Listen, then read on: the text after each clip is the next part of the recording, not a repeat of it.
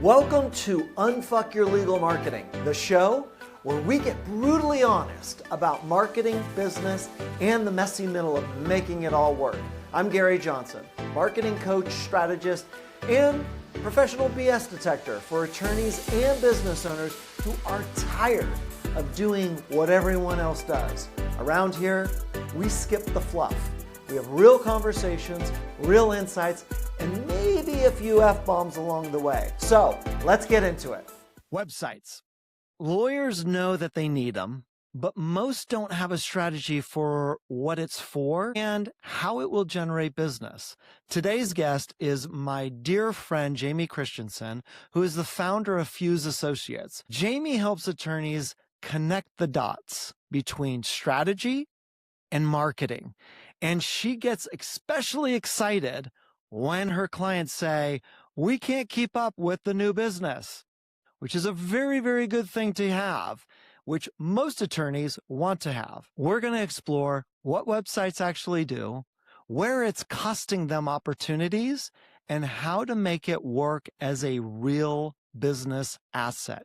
Jamie, welcome to Unfuck Your Legal Marketing. Thanks, Gary. It's great to be here. I'm so glad you're here. Okay, let's have fun. So let's start simple. What is a law firm website actually supposed to do? It depends. Of course you're going to say that as a marketing person. It's gonna be a theme, I think, today. It depends. So it depends on what kind of firm they are. We have some firms that their business is solely driven by referrals, and so the website is there as a reference to show they're a legitimate business, maybe get some background information and help potential prospects. Those sites are there to drive business, to do lead generation, and truly differentiate and give someone an idea of who they could be working with if they hired a firm, and could be the first time they're ever seeing. So depending on, okay, so let's break those two down then.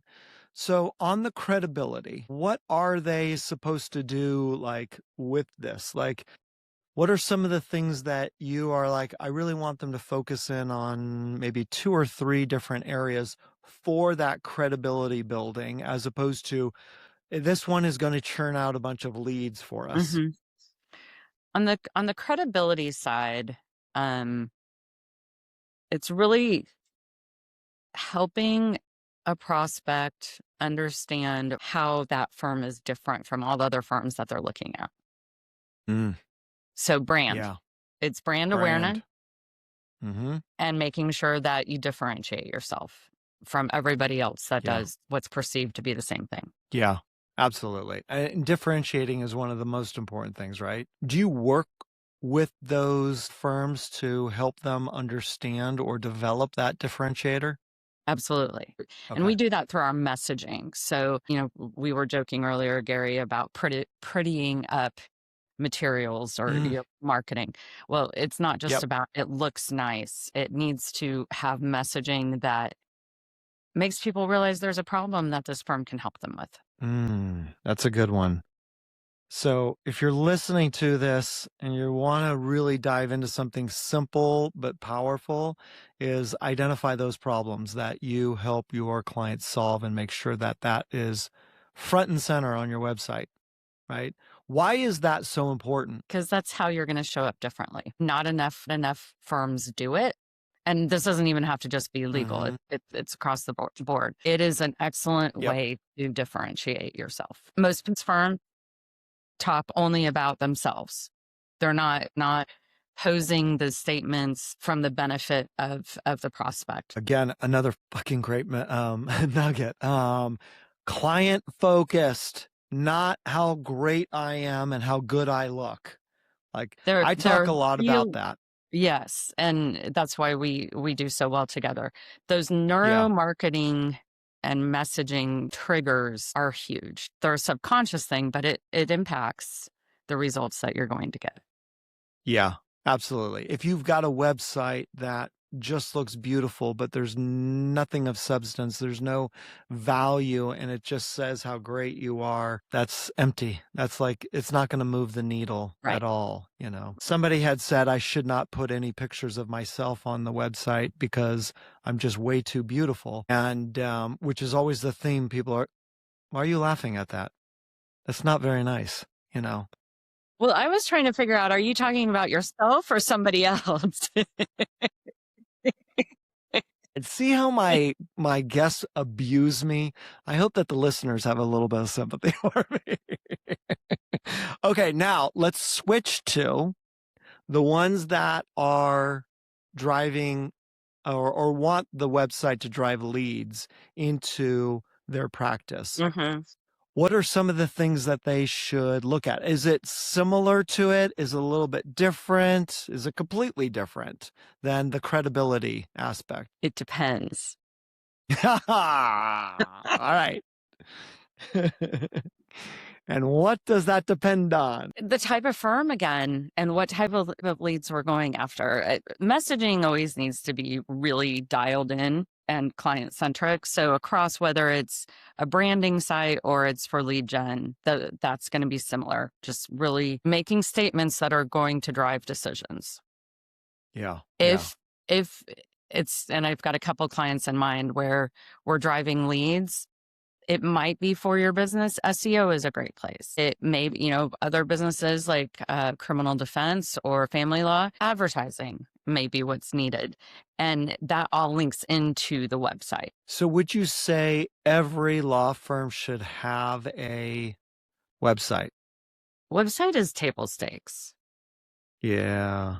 It's table stakes. Yeah. What and why? Why? I'll say there's two table stakes. What's the first thing somebody's going to do if they meet you and are looking up what you do? They're going to go to see if you have a website. Yeah. They're going to go to LinkedIn. Yeah. Got to have them. If your website is something that you built on the weekend and has a bunch of stock images and very little information other than saying how great you are, that's going to show up. That's part of your brand. That's saying that you don't care enough to actually invest and give people usable information. Yeah. Stock images, no good. Don't you even say the D word again. I mean, seriously. Stock images, it's interesting. I've got a sole practitioner attorney that we just launched his site. He paid for a custom photographer. Wasn't that expensive, but for him and his brand, he's all over that website and it looks phenomenal. And if you're trying to really connect with people, I try to steer my clients towards custom photography, but if you're going to use stock, make it as least stock imagey as possible. Yeah. Yeah. And there's ways to do that. And this goes back to what you were talking about at the beginning, is differentiating yourself. Stock images are not differentiating. Everybody has them. I shouldn't say everybody. So many people have them. And it's like, yeah, you're just like everybody else. I remember way back in the day, in my last profession, I was building their website with a web developer, obviously, because I don't have those skills. But I was picking out all these stock images, and that was the way to go. It's like, pay a little bit extra for stock, and these are great. And you can go through 2 million different ones. And then I started, you start perusing through. After your website is done, you start looking at other websites. You're like, that's my picture, that's my picture, that's my picture. And it was everywhere. The same group of people with nice either suits or a dress or something that looked professional. I'm like, God, I just wanted to kill myself, And then fortunately, I did the same thing. I hired a photographer to do B-roll, like take pictures, candid shots of the office, because that's us. And here's the other thing that I loved about it was a great recruiting tool, which sometimes we don't think about when it comes to website. I know you do, but a lot of firms don't think of, hey, you could use this. Well, one great thing is a picture of the lobby, a picture of offices, a picture of your view if you've got a really nice view, a picture of the building, a picture of you guys working with the client, all those kind of assets. really help accentuate a website, right? Yeah. And along those lines, and the term authentic is overused at this point. But but all of those examples you just gave, it is showing people authentically who you are, what your culture is like. There's so much that a website can do through the use of imagery. Do you want to be known as a bland place that doesn't care about the details? That's essentially what you're saying with a stock imagery site. Yeah. The psychology behind that is Mm. like, Mm-hmm. yeesh. Yeah, like I'll throw out Sean Bukowski. He has a firm down in Austin. Part of that being authentic is his custom photos. He has Michigan stickers on the back of his laptop. And we had a conversation about, do we black that out? And I'm like, no, that's his personality. Like you want, Yeah. now he's probably cut off several people that won't work with him because they don't like Michigan. No, I don't know. But Yeah, but those are either Ohio State or Michigan State, and who cares about those people? Just joking. If you went to school there, kidding. But yeah, I mean, yeah, if somebody is going to be that petty and not work with you because of that, really, do you really want them as your client? True. Like, True. yeah. So putting on your judgment hat, if you're looking at a law firm website for the first time, not one that you've worked on at all, but you look at it, what are some of the things that you look for and identify with them, either good, bad, or ugly? The biggest thing, it is their messaging client centric. Okay. So, and I'm going to say 99% of the time, they all sound the same. Here's what we do. We're estate and trust attorneys. We try to add value to our clients through XYZ. We. Just no. About us. Like all the stuff. Like, no, just take it out. Yeah. Oh my God. Yeah. Yeah. What else? What else do you look for? I look at the Oh, boy. copyright. You look at the copyright at the bottom to see if it's up to date? Shut up. I do that. Do you really? I do. Yeah. Do. Yeah. Guess what happened on January 1? We need to change that copyright. Yeah. Yeah. Oh. That's one of the first things I look at with people. What does that tell you? How important is marketing to them? How it's a detail. Who are they actively managing their online presence? If their copyright's from 2024, I think especially with attorneys, details are so important. And if you're not paying attention to that in anything prospect or client facing, it kind of makes you question what else are they missing. How about, and I know you're going to say the D word on this, but is there too many pages? If we're talking about the website that is for credibility only, this is not, let's just say, throw SEO out, throw all that. Is there I don't know if size is the right, pages is the right, or is there too much, or is there a balance that needs to be struck on that? Trying to think how to say this without using the D word. Go and use the D word. It depends on the size of the firm, how many practice areas they have. Okay, got it. Yep. So yeah, it depends. Okay. So let me give you an example. Okay. Estate planning firm, 3 attorneys. Okay. They don't do any litigation, just planning. That's it. They do, trusts and wills. What's too big? What's too small? Or is there too small? I think too small is 1 page. Okay. So they shouldn't have just 1 page. Like they're not trying to slap everything on 1 page. Right. I would probably say realistically, you're looking at 10 to 12 pages. Okay. So size matters. It does. What is a quote unquote template website? Why are they frowned upon, and what screams out template? That you look at something and you're like, template, got it. It's template. A lot of stock imagery. Okay. Basic text. And the way I would describe it is it's flat. Oh, okay. No personality. Ooh, that's is good. most likely going to be a template, because it's that person that I've got to have a site, so I'm gonna work it up this weekend, and I just have to get something out there. Yeah, have a permanent coming soon page for months and months, rather than under construction. Like, Yes. really? Yeah. Yeah, that's great. How about font? How important is the type of font that somebody has on their website? I think that can vary. Like, of course, I love fonts, and my designer is crazy about custom fonts. That's not going to be as big of a needle mover to me as colors. Oh, okay. Colors, like, think about, there's a whole color theory on everybody cites blue because it signifies trust, but is it do they look like everyone else? They've got blue and gray and columns from a Supreme Court building or something from the 80s. Yeah. Yeah. Scales of justice. Yeah. Yeah. Red, a red button that you click on. You don't put red in that. Red means stop. My God. I never thought about that because most of the buttons are red. They're like, I'm thinking they want it to be red so it stands out, right? It contrasts, let's say, with the blue. Yeah. But you're right. It means stop subconsciously. Holy shit. I never thought about that. I love all the little subconscious stuff. Yeah. How do they learn what is the right color for my firm website? I mean, if they didn't have somebody like you, because I know you can be like, okay, based on what you guys are trying to accomplish, your target market, who you guys are, this is, what I would recommend.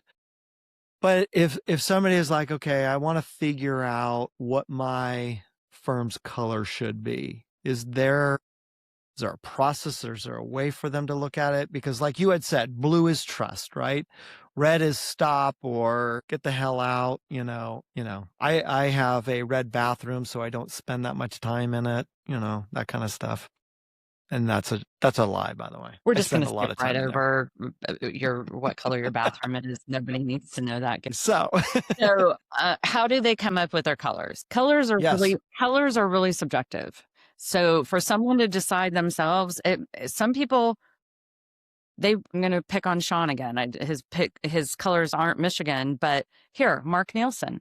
Mark Nielsen has a website, and he did it the same colors, or we did it the same colors as the town he lives in's high school colors, because he's trying to make a really strong tie to that community. Oh. So it really varies. Sometimes it's just, I love this color, and we make that work. Sometimes it's based on the feeling that somebody wants to portray. Yeah. It can vary. So when somebody is interviewing a web designer, should they ask them about color? Should they say, hey, what's your theory on color and how important it is? If they're talking to the actual web designer, if they're talking to a web developer, the web developer may not have any theory on that because they've got somebody else that's actually going to do the design. So it depends on who you're talking to. Yeah. But even the web developer should understand the importance of color, though, right? Yes. Okay. They should. Right. They should. Doesn't mean they do. But they should. Yeah. Yeah. Where do you find that firms overcomplicate things on a website? When it's written like a book. Oh. Just paragraphs and paragraphs and paragraphs of text. Yeah. Written like a book. Like they've done a brief. That's even better. Written like a brief. Don't do it. The other thing, so overcomplicating, using big words to make themselves sound smarter. Why is that not good? Most people don't want to have to think that hard. If there's an easier way to say something, say it with 3 words instead of 20. Yeah. That's a huge one. Concise, make it pithy. Mm-hmm. Don't go on and on and on. You don't have a jury in front of you. You don't need to be like flowery this and filler this and fluff here and fluff there. Yeah. Make it nice, concise, to the point. Yeah. I find that attorneys have a extensive vocabulary, and they typically like to use it to make others feel inferior. And I love telling them that's great for opposing counsel. That's horrible for potential client. Absolutely. They want to be able to trust you, and they want to be able to go, he gets me. And by using legalese or just a big vocabulary, you could lose somebody very quickly because they're like, this attorney just doesn't get me. They Yeah. just don't get me. And I agree. I find that I see that on websites and you just go, what? And I think, Like, yeah, I usually take a more conversational approach to the writing. Like make it easy, make it fun if that's your brand. Find the ways that you can again differentiate based on the language you use. Like one of my favorites, and we all have our favorites, but there's a group leader here in Dallas, Rachel Lee, and she calls herself the badass family attorney. Now she's good, she's good with that. Somebody else might, yeah. oh my gosh, I just cussed, but your website should reflect. Yeah. It shouldn't be offensive, right? But it should be you. Like Right. call to action. Yes. How important is a call to action and why? You want to guide someone to the next step. You're guiding them on the buying journey.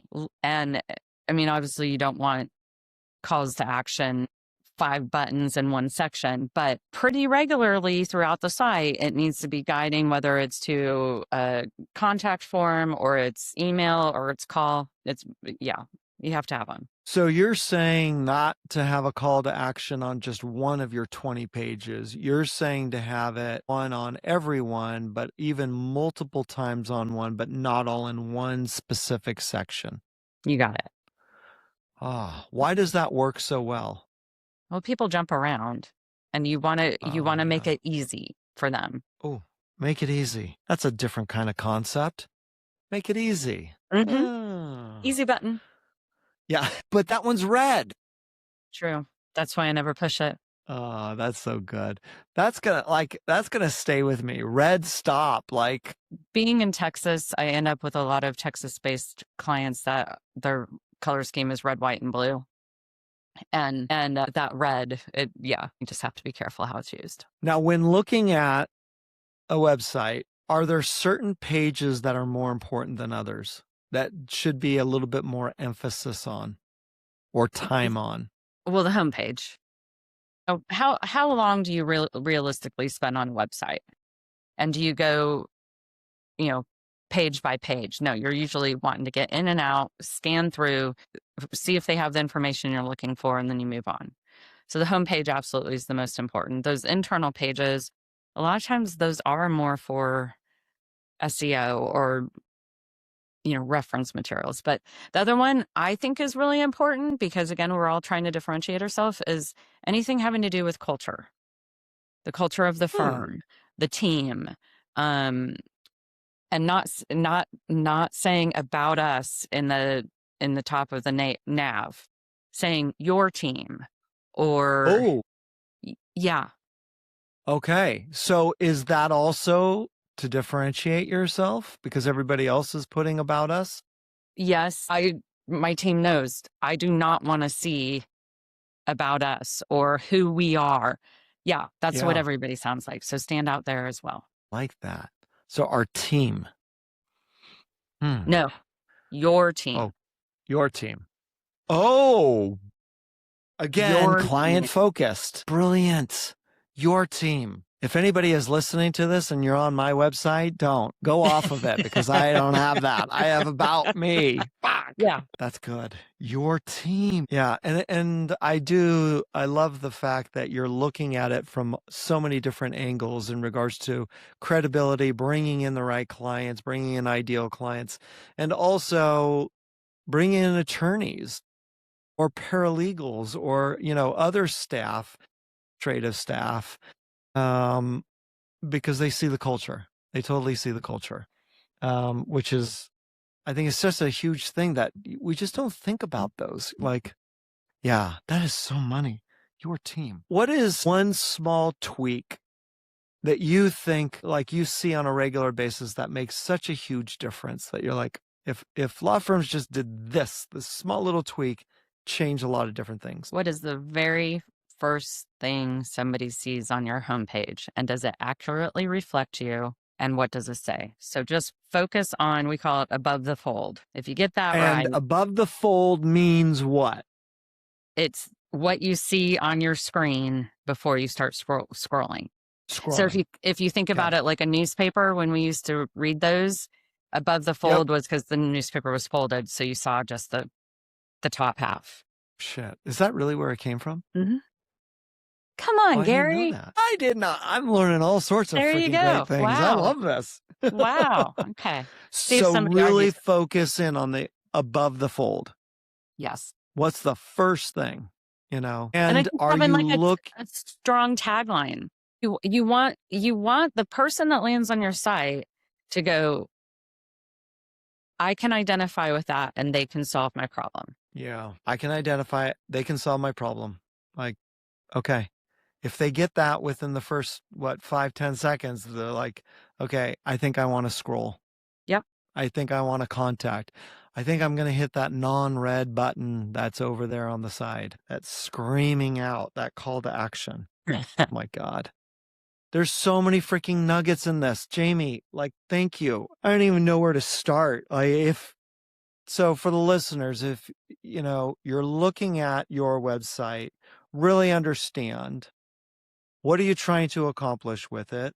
Are you trying to use it for credibility or lead source? Because they're going to be different. But also be client centric.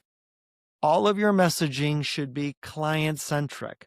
That last one of, instead of having the about me, about us, your team. Those little things are going to help out. Make sure that you look at your homepage. That's the most important one, and really spend time on above the fold. What does it look? What does it feel? Does it help the potential client understand that you get them and you can help them solve their problems? Try not to use stock images because that doesn't differentiate yourself from everybody else. And look at that wonderful copyright at the bottom, because if Jamie gets on your site, she's going to chastise the hell out of you. Colors matter. Make sure that your web developer really understands the importance of colors and goes through that instead of just going, I like black and white, let's go, because again, that's all about you. It's not about the client, and make sure that your call to action guides them on the journey, on the buying journey, and makes it so freaking easy for next step. Don't complicate the hell out of it and ask them for, oh, we need this and this and this. Make it easy, because the easier it is, the more they're willing to do it, which will then lead to more business. So many freaking great nuggets, and especially after you just said depends. So, but seriously, another thing that I see a lot is a sea of sameness. Tell me a little bit more about that. People think it's safe to look like each other. So, I'll ask for, let's see some competitor sites. If you all look the same, we could go back to the scales of justice. If everybody's using that, you're not going to stand out.